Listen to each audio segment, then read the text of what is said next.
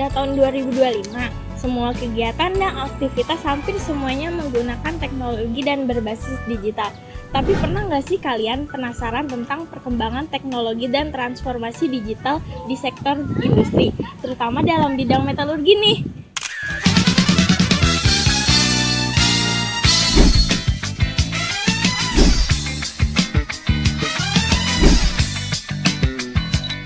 Nah, di bidang metalurgi itu sendiri ada alat yang namanya plasma hidrogen nih teman-teman.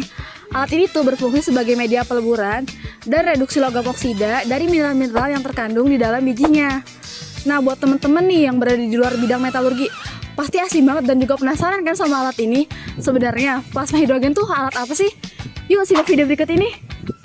Nah, jadi di metalurgi itu nggak jauh-jauh dari yang namanya logam. Industri pengolahan logam itu menghasilkan emisi karbon yang cukup besar. Nah, makanya diciptakan alat yang namanya reaktor plasma hidrogen untuk mengurangi emisi karbon dioksida itu. Di Indonesia sendiri, alat ini dikembangin di ITB nih, namanya Hydrogen Smelting Plasma Reduction atau disingkat dengan HSPR. Terus kenapa teknologi reaktor plasma dikembangin lebih lanjut?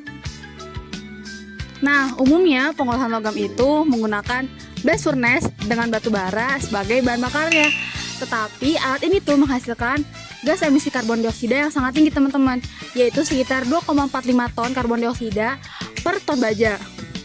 Nah, Indonesia sendiri itu menjadi salah satu negara yang memfokuskan pengurangan emisi karbon dioksida dalam sektor industri pengolahan logam. Reaktor plasma hidrogen bisa kurangi emisi karbon dioksida, enggak ya? Oh, bisa banget. Dari awalnya yang pakai blast furnace, yang bahan bakarnya itu dari batu bara dari fosil, diganti jadi pakai hidrogen yang dialiri oleh listrik, nanti dia akan terionisasi dan akan menghasilkan suhu yang sangat tinggi, Pit. Jadi, bahan bakar di sini itu tetap berperan penting untuk menjaga bumi dan juga sumber daya alam tanpa mengurangi produksi logam di industri ya. Selain itu, hal apa lagi yang menarik dari reaktor plasma ini? Nah, kalau kita bandingin sama blast furnace, alat ini tuh masih menggunakan Teknologi manual dan semi digital yang bikin respon alat ini lambat dan sulit untuk mengatur reaksi kimianya secara presisi. Sedangkan pada plasma hidrogen sudah menggunakan teknologi digital dan real time yang dikendalikan oleh sistem otomasi berbasis komputer atau PLC.